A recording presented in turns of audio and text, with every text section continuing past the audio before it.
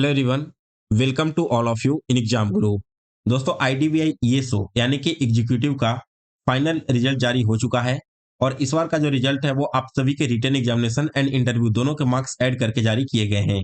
अगर आपने अभी तक अपना रिजल्ट चेक नहीं किया है तो आप सभी लोग आईडीबीआई के ऑफिशियल साइट पर जाकर के अपना रिजल्ट देख लेना, या फिर मैंने अपने टेलीग्राम ग्रुप पर भी इसका लिंक डाल रखा है, आप चाहो तो वहां से भी इसे चेकआउट कर सकते हो।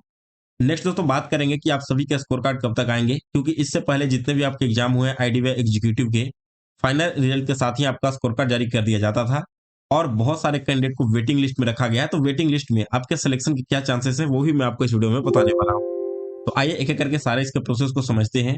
सबसे पहले आप देख लो इसका जो दोस्तों आपका स्कोर कार्ड है ना वो कब जारी होगा। तो आप यहाँ पर आओगे रिजल्ट वाले सेक्शन में तो नीचे आपको एक पॉइंट मेंशन किया हुआ मिलेगा, the marks obtained by the candidate in the online test and interview and cutoff will be declared after culmination of the entire selection process। अब यहाँ पर होता क्या है कि अभी जितने भी लोगों का सिलेक्शन हुआ है उन सभी की ज्वाइनिंग होगी। ज्वाइनिंग होने के बाद आपका वेटिंग लिस्ट जारी किया जाएगा एंड देन आपके उन वेटिंग लिस्ट वालों की ज्वाइनिंग होगी। तो जब तक ये सारे प्रोसेस आपके कंप्लीट नहीं हो जाते हैं तब तक आप सभी के जो स्कोर कार्ड है वो रिलीज नहीं किए जाएंगे।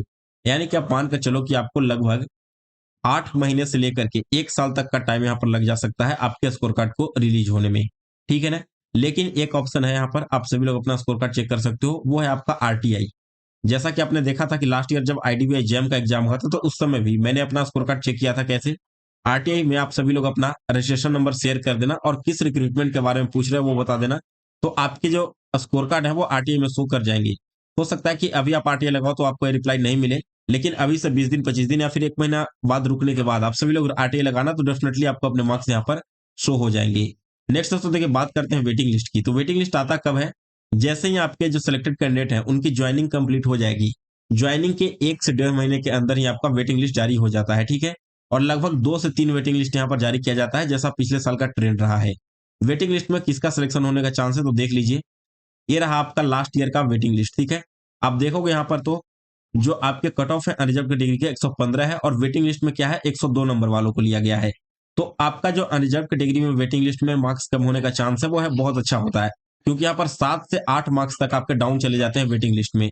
वही अगर आप कोई रिजर्व कैटेगरी से हो, जैसे कि मान लो ओबीसी से हो या फिर ईडब्ल्यूएस से हो, तो मुश्किल से 2 से 3 मार्क्स ही आपके कम होते हैं जब भी आपका वेटिंग लिस्ट रिलीज किया जाएगा। तो मुझे जहां तक याद है 2024 में मेरा फाइनल सिलेक्शन हुआ था आईडीबीआई एग्जीक्यूटिव में, 2023 वाले रिक्रूटमेंट में मैं वेटिंग लिस्ट में था और उस बार जो कट ऑफ गया था दोस्तों ईडब्ल्यूएस कैटेगरी से मैंने अप्लाई किया था तो 120.5 आपका कट ऑफ गया था।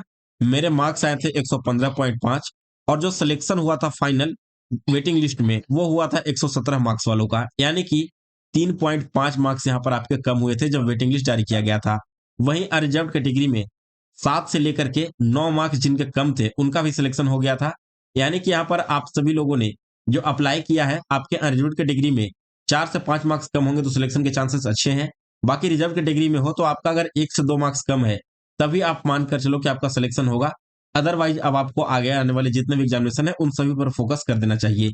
वैसे मेरा सजेशन यही रहेगा कि आप सभी लोग वेटिंग लिस्ट का बिल्कुल भी वेट ना करें। यहाँ पर आपको जो भी करना था आपने कर चुका है। अब अगर आपका सिलेक्शन होने का चांस रहेगा तो ऑटोमेटिक आपको रिजल्ट में शो हो जाएगा।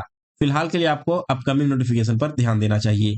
आने वाले 2025 में आपको 4 से 5 इंपॉर्टेंट नोटिफिकेशन देखने को मिल रहा है।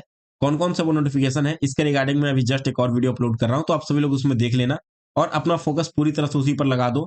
आपको इससे बेटर अपॉर्चुनिटी आगे मिलने वाली है, क्योंकि आईडीबीआई एग्जीक्यूटिव क्या है, एक तो कॉन्ट्रैक्ट वाला जॉब है 2 साल के लिए, प्लस यहाँ पर आपको वर्क प्रेशर बहुत ज्यादा होगा। ठीक है ना?